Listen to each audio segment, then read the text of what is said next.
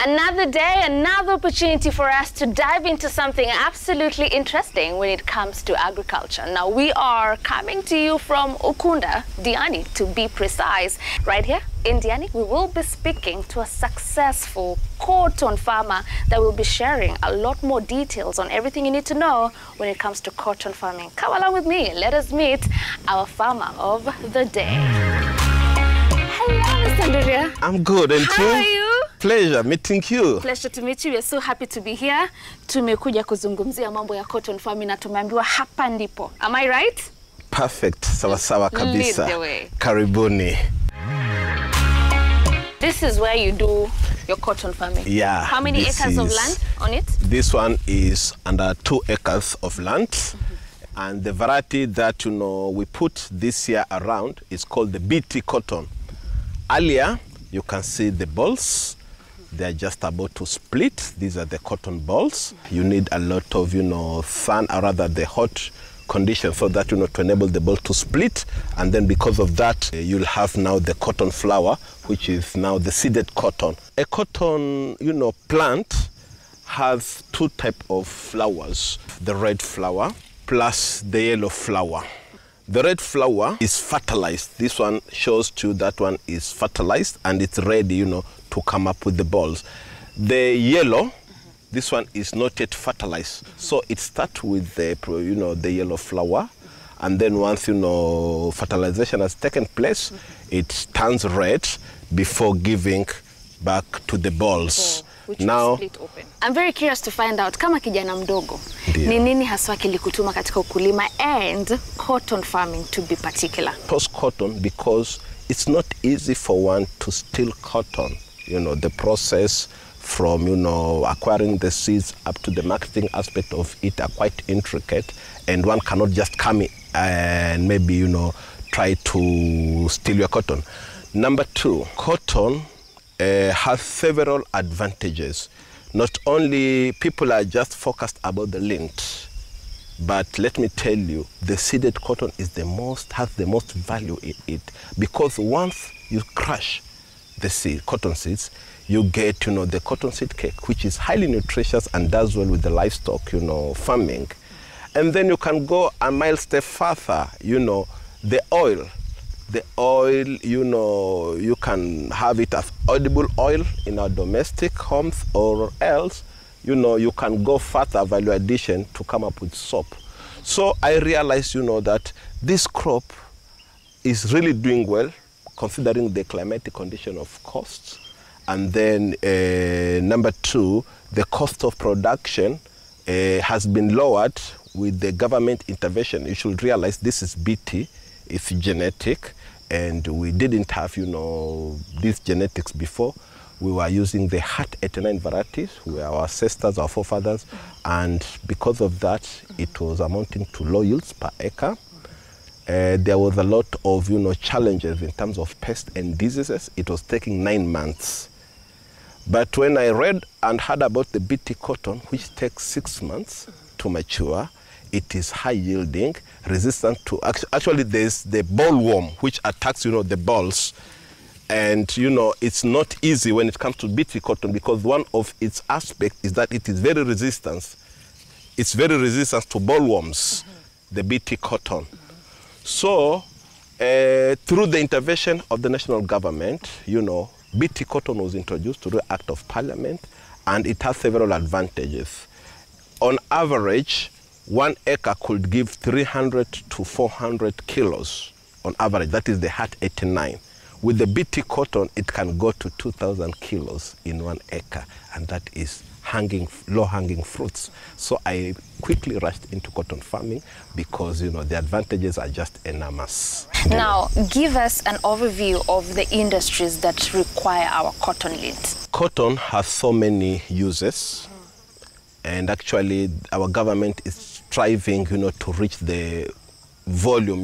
The consumption is so huge. Number 1, over 60% of the cotton is used in our textile. The clothes we put on, the bed sheets, our KDF, the uniforms all over, school uniforms, yeah? So it has a lot of demand. Number 2, in our hospitals, yeah, the bandages and wherever, the cottons, you get that. Sanitary pads, you know, our ladies, you know, they have no choice but to make sure they consume the product after every 28 days. So there are a lot of uses. To get into cotton farming, what is the best climatic condition that favors cotton growth? Yeah, cotton is so good. I think with the current, you know, change of weather patterns and everything, cotton is hardly, you know, hit by the unstable weather patterns. Why? You just need little water, especially during planting and maybe weeding, and then from that, you know, you just need very minimal amount of rainfall for it to grow and to mature. So that one is one of the best aspects of, you know, cotton growing. Number 2, very, very little spraying programs. I mean, you know, once you spray once during, you know, vegetative stage to combat, you know, the cotton balls, you just need to do the last spraying when you want to encounter the cotton stainers. So there's the low cost of production at the expense of maximizing profits when it comes to cotton farming. Yeah. Nataka sasa tufanye hesabu kidogo. In probably an acre. Yes. In an acre of land, right? Yes, yes. How many kgs of cotton can a farmer get? The Hat 89, the old variety, used to give us, the best it could do was around 400 kilos per acre. And as I told you, in just 2 weeks' time, the national government changed the cotton prices from 52 shillings to 65. So BT cotton can do up to 2 tons, that is 2,000 kilos, in 1 acre. From the 400? From the 400. Now you see the difference, you know, from one variety to the other variety, and the economic, you know, difference too. So common sense prevails. Let's make it, you know, 2,000 kilos at 65 shillings. This is very, very huge amount of money the farmer is taking to the bank. Yeah. 65 a kilo, and we have about 2,000. 2,000. We're making 100. So in six months, you are guaranteed of making 130,000. Let me give you the cost of production. Yes. The cost of production can be around 35,000 shillings. That is 1 acre of land plowing, 3,000, you know, fertilizer. So you are guaranteed clean of having around 90,000 in 1 acre for a period of 6 months. And this man is coming as lump sum, you know, from the cooperative. Let's talk about accessing the market, yes, right? Because that's a very critical issue when it comes to agriculture. Mkulima anataka kuingia mahali ambapo anajua nitaweza kufikia market. Soko. How do you access the market when it comes to cotton farming? Well, this is a very precious commodity for, like I told you earlier, the demand is so huge. We are less than 50% in meeting the demands. I mean the whole cotton production in the country. And that one tells you automatically when, you know, the demand is so high and the supply is low, you know, the prices are going to be stable. No wonder we had to shift from 52 to 65 immediately. Those are government intervention, and I appreciate the current government for that. Great. Now speak to that young gentleman, young lady watching us right now, and they were looking for a reason as to why they should try cotton farming. Encourage them on why this is a lucrative business to get into. Yeah, I concur to you that this is a lucrative business. She's done the mathematics. In 6 months' time, you're gonna get, you know, over 130,000 shillings. Number 2, the government, the current government, is really putting a lot of efforts in cotton revitalization. We've done several seminars. There's a lot of funding in this sector. We have problem with oil shortage. The oil is expensive everywhere. Once you have, you know, your oil from the cotton seeds, you know, you can do business. So there are a lot of, you know, unexplored areas, and this is actually some low-hanging fruits from the cotton industry that are coming up. Now they understand why the cotton industry is the way to go, but we are not yet done. Kwa sababu hapa tumefanya jinsi ya kupanda, how to take care of it. I'm sure you want to see after harvesting, how does our cotton look like? And also, how do you store it so that you make sure you maintain the optimum quality of our cotton? So right now we're going to head to the storage area. After you. So, after you've harvested, Please take us through the process of storing our cotton so that we also maintain its quality. Baada mkulima kishavuna pamba, huwa tuna recommend mkulima akapate kuwa careful sana, kwa sababu katika huo mti mmoja huwa tuko na aina mbili ya pamba. Aina ya kwanza, which is brilliant sparkling white, ni kama hii unayoiona. We call it the AR cotton. This is the first class cotton ambayo iko nyeupe pepepe, tunasema kama theluji. Pia kuna aina ya pili ambayo kidogo huwa na sharabu wekundu, na sababu ya kusharabu wekundu ama kuwa na madoadoa ni kwa sababu kuna aina ya mdudu anaitwa cotton stainer ambaye huwa anaivamia ikifika wakati wa harvesting stage. Hivyo basi utakuta hiyo cotton inatokea na madoadoa kama hii unayoiona. This one we classify it under the BR type. Hizi aina mbili zina bei tofauti. Kwa hivyo tunasihi mkulima akapate kufanya process inaitwa sorting.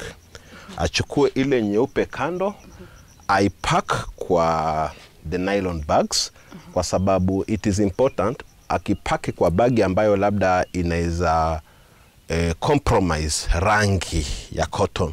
So watu tunaambia mkulima akapate kuweka katika bagi nzuri, na in most cases, in our case Kwale Pavi Cooperative Society, watu tuna provide hizo zinaitwa harvesting bags.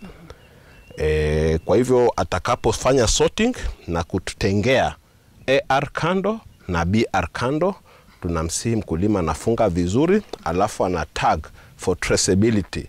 Ana tag, for instance, utakuta Jackson Duria batch number 1 AR, anaileta hapa kwa cooperative, alafu tunapima.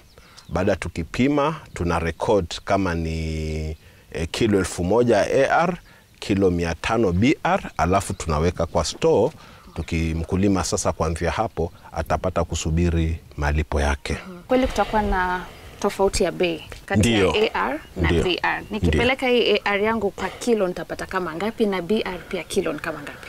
Sawa. Sasa ningependa kushukuru sana serikali ya Kenya kwa sababu imeweka nguvu nyingi. Tuko katika mradi tunaita revitalization ya cotton industry. Kuna union ambayo tumeform na federation inaitwa the Cotton Federation of Kenya, ambayo I'm one of the board members. Tuliform kule Machakos, tumeenda Thika, tukaendelea kupata mafunzo zaidi, na very soon kupitia kwa Senate, nafikiri bili kwa Senate, tutafanya nini? Tutakuwa na the Cotton Federation of Kenya. So tulipiga kelele sana na kulilia kuhusu bei.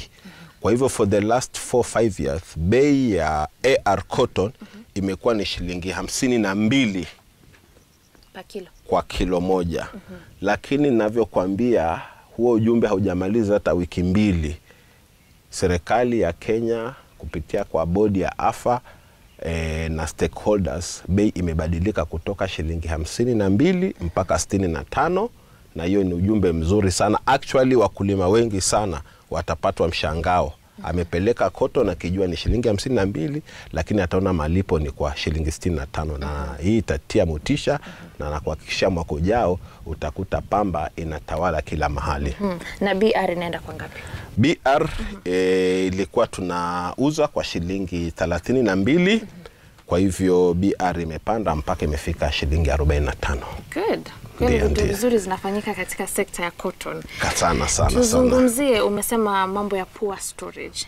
Nini kama mkulima anafaa kuangalia ili nihakikishe natimiza what is required for good storage? Ndio, kwa mkulima utakapotoa cotton yako na kuiweka kwa bags, tunahimiza sana mkulima asiweke nyumbani kwa muda mrefu, kwa sababu tutarealize ya kuwa most of our storage facilities domestic huwa hazimiti some threshold.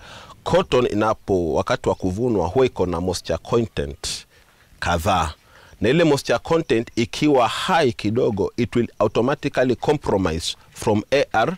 Tunajua unyevu inafanya usharabu.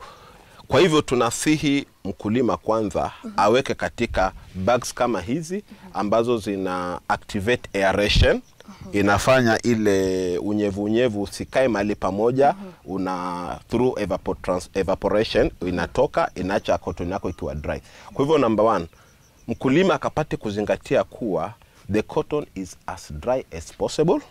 Number 2, gunia isiwekwe chini mahali kuna unyevu ama kuna aina ya floor ama sakafu fulani ambazo they are wet.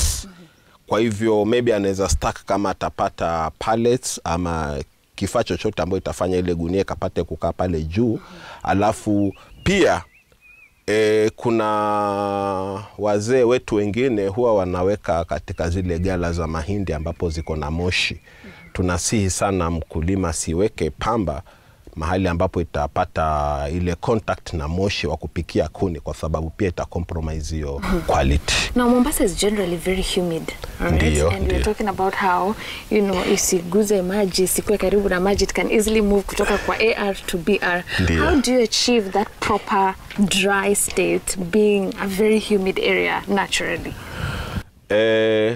La kwanza ni kuwa tunasihi mkulima akapate kuvuna pamba yake wakati kuko na kiangazi. La kwanza. La pili, tunasihi mkulima na kubaliana na wewe, rather I concur with you, ya kuwa Mombasa is generally humid.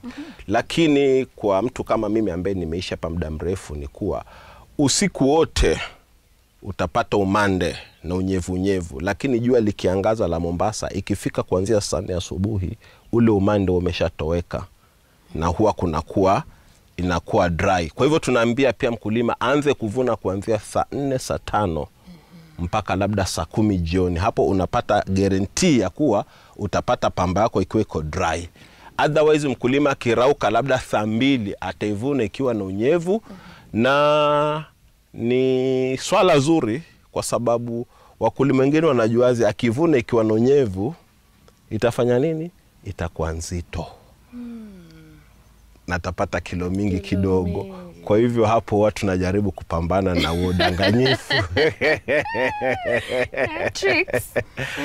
Akivuna ikiwa na unyevu kileta mara moja kwa cooperative kiwe kwa hivyo, lakini watu na vijana ambao tumewaajiri kazi, field assistant, ambao wanatembelea wakulima hakikishe inavunwa kuanzia masaa ambayo yanastahili, kusiwe na mvua, kuwe na kiangazi, na pia siwe masaa ya asubuhi. It's absolutely amazing to see how farmers in the coastal region are embracing crop diversification. It's been a great conversation with Mr. Nduria, talking to us so much on cotton farming and its advantages. There's advantages in the seeds, there's advantages in the cotton itself, and it's a perfect opportunity for us young people to embrace cotton farming. In just an acre of land, you get about 2,000 kgs. A kilo is going for 65 shilling, and the cost of production is not as high. And also, just to put more context into it, for you to have this drip, you need some cotton. Keep watching Kenya's Gold.